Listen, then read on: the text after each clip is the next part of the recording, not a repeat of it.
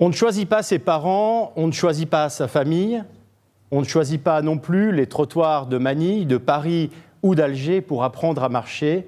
Être né quelque part, pour celui qui est né, est toujours un hasard. J'espère que vous avez cette mélodie dans la tête. C'est une chanson de Maxime Le Forestier en 1988. Et cette chanson m'a toujours inspiré, et je dirais même d'une certaine manière intrigué. Avons-nous choisi de naître ? Est-ce que vous avez choisi, par exemple, votre lieu de naissance ? Est-ce que vous avez choisi votre date de naissance ? Avons-nous communément choisi nos conditions de naissance ? La réponse est un grand non. Mais cette expérience de pensée est un point de départ fondamental pour ma réflexion. En philosophie politique, on fait souvent la distinction entre les choix, d'une part, et puis les circonstances, d'autre part. Les choix, c'est ce qui relève de notre volonté, de notre responsabilité. Les circonstances, quant à elles, dépendent de facteurs externes à notre volonté et à notre responsabilité. Alors, si naître n'est pas un choix, pourrions-nous dire que naître est une circonstance ? Cette fois-ci, pas de faux suspense, la réponse est oui.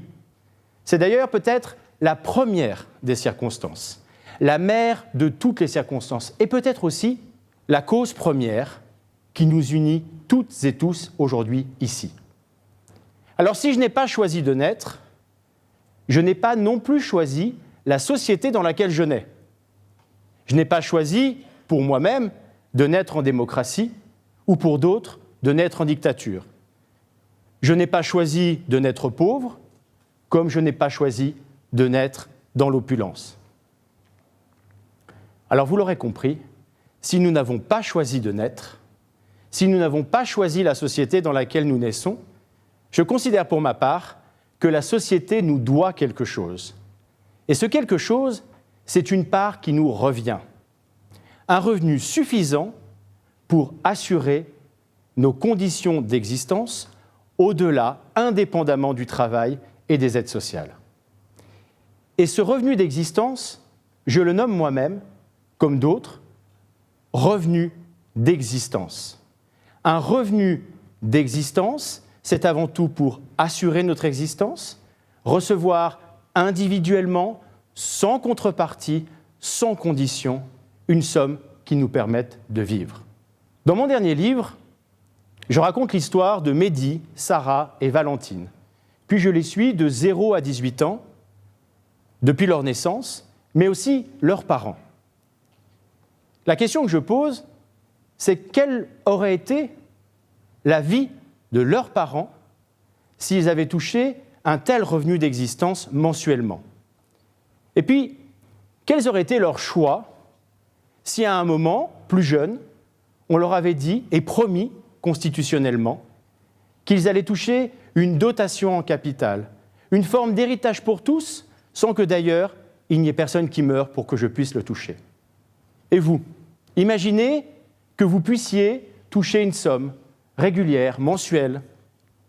Est-ce que vous feriez des choix différents, indépendamment de votre travail ? Est-ce que vous vous engageriez dans la cité, dans le bénévolat, dans une forme de contemplation, ou peut-être feriez-vous des choix professionnels différents ? Et puis, si plus jeune, on vous avait dit, indépendamment de vos conditions de naissance, que vous auriez touché une certaine somme pour pouvoir assumer un projet de vie différent. Quelque chose qui aurait pu être davantage porteur d'espoir ou qui, aujourd'hui, vous aurait permis de vous insérer différemment dans la société. Moi-même, je me suis posé cette question. Alors, parfois avec une certaine frustration.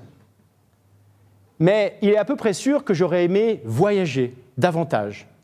Et puis, il est à peu près sûr que j'aurais aimé passer une année à l'étranger dans une université américaine ou en Grande-Bretagne, là où la philosophie politique et morale connaît de beaux discours. Alors, je n'ai pas une grande frustration aujourd'hui, mais je pense quand même qu'une partie de ma vie aurait changé et que j'aurais fait des choix différents. Mais tel n'a pas été le cas.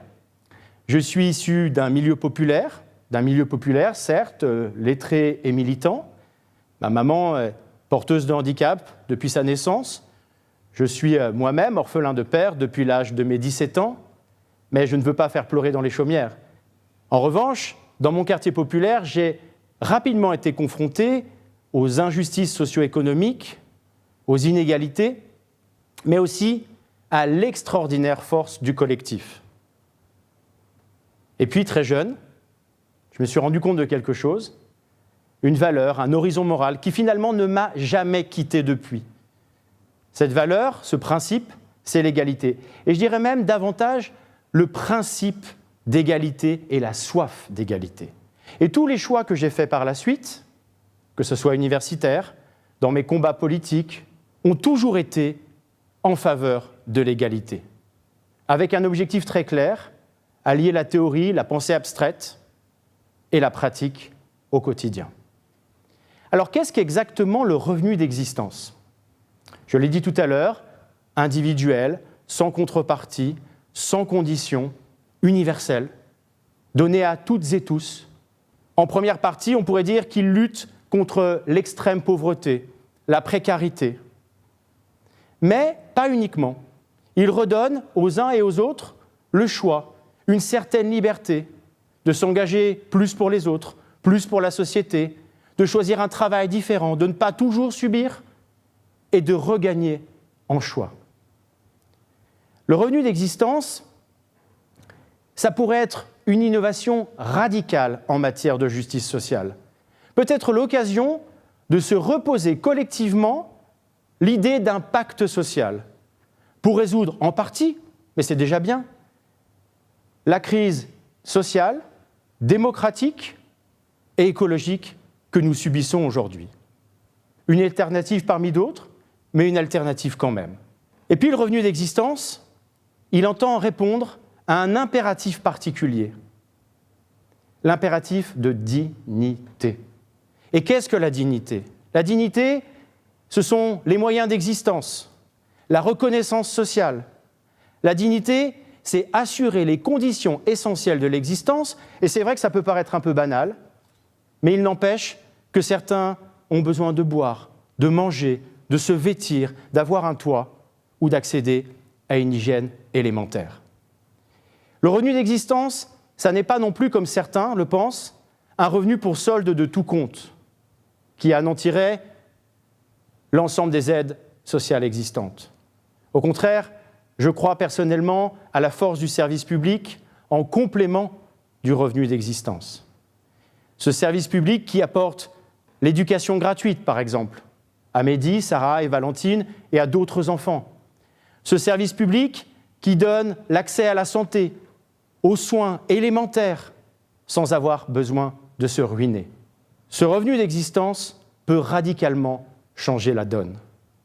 Mais on peut se poser une question essentielle. Doit-il vraiment être donné à tout le monde ? Est-ce qu'un enfant qui naît dans un milieu aisé devrait pouvoir aussi le toucher ? Bien, la réponse est encore une fois oui. Pour une raison simple, même né dans un milieu aisé, vous n'avez pas choisi votre naissance. Et puis, j'y vois un certain avantage. Si vous touchez ce revenu d'existence, quel qu'il soit,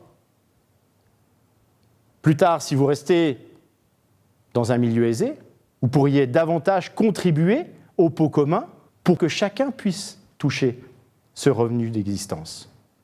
Et puis, je vois aussi un avantage.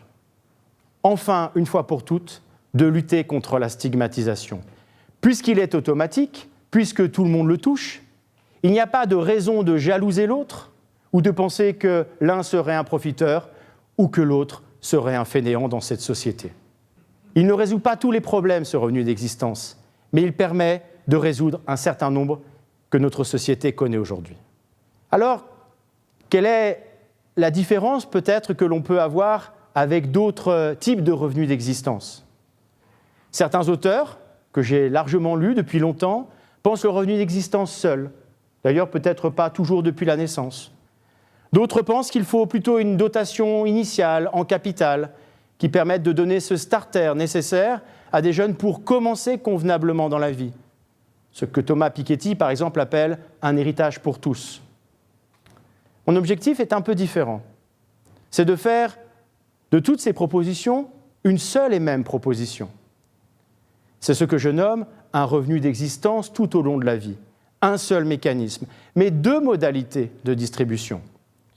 De 0 à 18 ans, depuis votre naissance, une somme serait mise sur un compte public pour alimenter cette dotation de départ, délivrée à 18 ans, mais que vos parents ne toucheraient pas. Et puis à partir de 18 ans, eh bien, vous pourriez toucher un revenu d'existence mensuel, et comme je l'ai dit tout à l'heure, sans contrepartie, sans condition, pleinement universel, pour assurer vos besoins de fonctionnement quotidien, ceux dont je parlais tout à l'heure. Un seul mécanisme, deux modalités, et puis deux impératifs. Celui que je donnais, la dignité, mais aussi l'émancipation. Donner à chacun, à chaque enfant, l'espoir de pouvoir s'émanciper dans notre société. Alors, quel est le lien fondamental qui existe entre notre thème aujourd'hui, le démos, et le revenu d'existence? J'en suis persuadé, le revenu d'existence est véritablement un projet démocratique, une véritable alternative pour penser un monde meilleur et plus juste, pour que Sarah, Mehdi et Valentine puissent trouver leur parfaite, exacte et juste place dans la société dans laquelle nous vivons. Pour eux, comme pour tous nos enfants. Un projet qui redonne de l'espoir à l'ensemble de notre société.